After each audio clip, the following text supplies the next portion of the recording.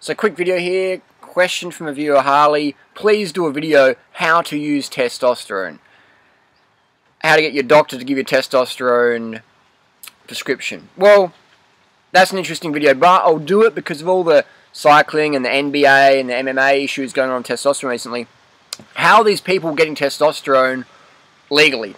What you do. Now, I'm not saying you should do this, I'm saying this is what people do. This is how athletes, pro athletes, take testosterone and get away with it. The smart ones. What you do is you take testosterone, you buy it illegally, you buy it black market, you use it. And what happens if you're using testosterone and you cycle off, your natural testosterone levels are going to drop. Your nuts are going to go from big, like Durian riders, to small little pellets, like some paleo eater. That's what's going to happen. So then you go to your doctors, get your testosterone levels checked. The doctors go, wow, your testosterone levels are really low. And you go, shh, don't tell anyone, doc, I've just cycled off some testosterone. Of course, you don't tell your doctor that, so your doctor thinks, wow, on paper, your T levels are low.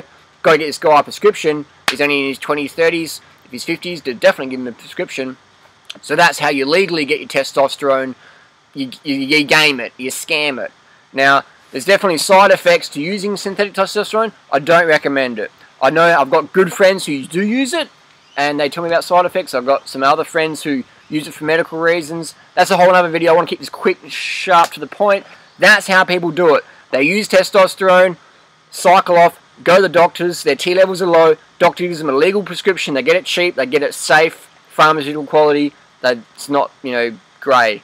And then, here's the thing, if you're a pro athlete, or a natural bodybuilder or whatever, you can get what's called a TUE, Therapeutic Use Exemption Form, which means if you get tested by the Nevada State Athletic Commission or the UCI or WADA or whatever, they'll say, hey, you got busted, you got pinned for T, mate, you got pinned for test, you tested pos. You say, well, actually, guys, pull out a TUE form from your doctor and say, hey, I've got a medical reason for this. And they're like, oh, well, there's nothing we can do. We can't tell the media because you have a TUE, a Therapeutic Use Exemption Form. So that's how pro athletes do it, man. So...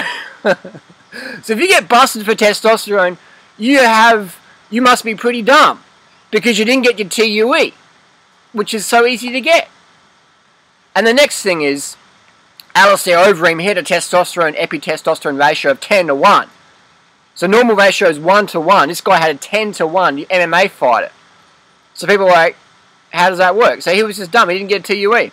He didn't get a TUE. People are just getting too many knockouts to the head or whatever. Things that lower your testosterone in MMA. Brain damage, getting punched in the head, lowers your T levels. Painkillers. Most of these guys, or actually, these guys, man, when you're getting kicked in the shins and shit, you're on oxymorphine, you're on methadone. A lot of these guys are taking methadone, painkillers. So when you go into a fight, you don't feel it. You can just keep charging. Do you know how hard it fucking hurts, man, when you clash shins with someone?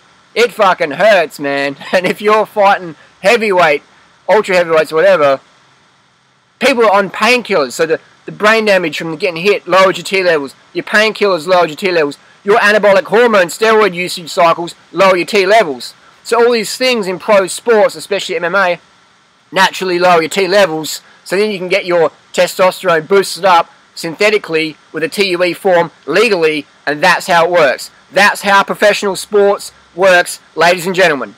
Testosterone, legally from your doctor, fucking easy to get.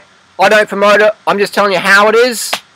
Question answered. And lastly, the funniest thing is that 100% of the testosterone on the market today, prescribed from your doctor, is soy-based. It's vegan.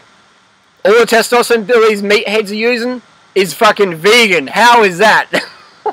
It's produced from soybeans. And that's how some athletes get busted who don't have a TUE, is the carbon isotope ratio test differentiates between the carbon-12 and carbon-13 atoms of your naturally produced testosterone versus synthetic soy-produced testosterone. The carbon-12, carbon-13 ratios are literally 0.1% out of they're different. So then when the test picks it up between synthetic or naturally produced. So that's how to do it. But hey, there's another thing. The Olympic Commission, all these committees don't use carbon isotope ratio testing as a first test because it's cost prohibitive, meaning they don't want to show the public what's really going on. So there you go, pro sport, smack in some testosterone, done.